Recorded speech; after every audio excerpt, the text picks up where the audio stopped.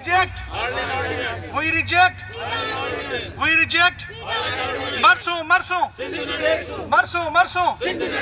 साना जे Sindh island committee जे सॾ ते ह्यूस्टन टेक्सास में सिंधी कम्युनिटी ऑफ ह्यूस्टन पारां पाकिस्तानी कौंसिल खाने पारां एहतजाजी मुज़ाहिरो कयो वियो। मुज़ाहिरे में टेक्सास रियासत जे मुख़्तलिफ़ शहरनि मां वॾे अंग में सिंधी कुटुंब शरीक थिया। इन मौक़े ते साना जे मरकज़ी सदर मोहम्मद अली महर, आइलैंड कमेटी जे कन्वीनर ज़ाकिर बुल्ले, नाले वारे शाइर अब्दुल गफ़ार तबसुम, नूर निसा घांगरे ऐं ॿियनि ॻाल्हाईंदे चयो त सिंध जा ॿेट सिंध जी मिल्कियत आहिनि। वफ़ाक़ आइलैंड ऑर्डिनेंस जारी करे सिंध जे ॿेटनि समेत पूरी सामूंडी पट्टी ते कब्ज़ो करणु चाहे थो। सिंध जा वारिस कंहिं बि सूरत में वफ़ाक़ जे साज़िशुनि खे कामयाब थियण न ॾींदा। अॻवाननि जो चवणो त सिंध खे विरहाइण ऐं कब्ज़े जी सोच रखण वारनि खे सम्झणु घुर्जे त संदन अहिड़नि साज़िशुनि जा वफ़ाक़ खे थींदड़ नुक़सान जा ज़िम्मेवार हू पाण ई हूंदा। असांजे लाइ इहे ॿेट इन जे करे क़ीमती आहिनि जो असांजे खून जो, असांजे जिस्म जो, असांजी जान जो ज़रो आहिनि ऐं उन्हनि खे दिफ़ा कंदे जेकॾहिं असां मारिजी वियासीं त इहो असां लाइ वॾो सौदो कोन्हे।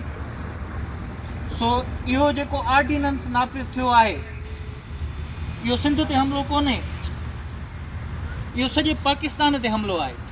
इन्हनि ॿेटनि ते अखि आहे ऐं पुराणी अखि आहे ऐं सिर्फ़ु इन्हनि ॿेटनि ते नाहे, सॼो कोस्टल बेल्ट ऐं इन खां पोइ हाणे त वरी वेंदे जामशोरे ताईं वञी नज़र पहुती आहे। इनखे डेवलप करिणो आहे। कंदो केरु डेवलप? सिंधी थियणु ॾींदा? सिंधी जेके धरतीअ जे हिकु मिटीअ जे हिकु ज़रे लाइ जान ॾियण लाइ तयारु आहिनि, उहे तव्हांखे कराचीअ खां वठी करे, सिंध जे ॿेटनि खां वठी करे जामशोरे ताईं वधणु ॾींदा? इहा ख़ाम ख़्याली आहे। हू कराची खां वठी बदीन, खैर पारकर, ठठो, हैदराबाद, टंड मोहम्मद खान, जामशोरो, सिजावल ऐं कराची ताईं पूरी जी पूरी अधु सिंध खे कब्ज़ो करणु घुरनि था पिया।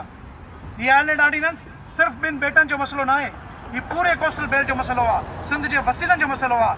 सिंध जेका 70 सैकड़ो गैस प्रोड्यूस करे थी, ऑयल प्रोड्यूस करे थी, पर सिंध जा माण्हू, सिंध जूं माइरूं पंहिंजा बच्चा विकिणण ते मजबूर आहिनि। सिंध जा माण्हू अॼु गुरबत जी लकीर खां बि हेठि ज़िंदगी गुज़ारण ते मजबूर आहिनि।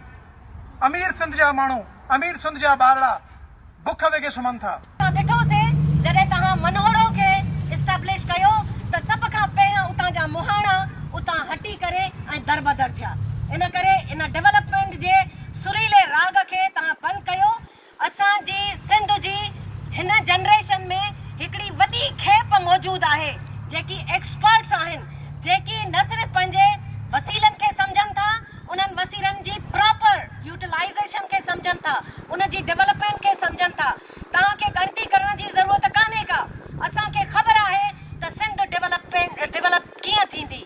इन करे तव्हां अहिड़ा कारा कानून जारी करे ऐं इहो सिंध जी इंटीग्रिटी ते धकु हणो था। मुज़ाहिरे में सिंधी कम्युनिटी ऑफ ह्यूस्टन ऐं साना जे मुतहरिक अॻवाननि अख्तर ख्वाजा, सरमद शम्स मेमण, रज़िया कलवर, असगर पठान, बशीर शाहानी, ज़ुबैर भंगबरे, मंसूर समी, मुर्तज़ा मोराई, सईद शेख, जलील मेमण, शहनाज शेख ऐं ॿियनि पिणु ख़िताब कयो। विज़िट कयो अवामी आवाज़ मीडिया ग्रुप जी वेबसाइट awamiawaz.pk।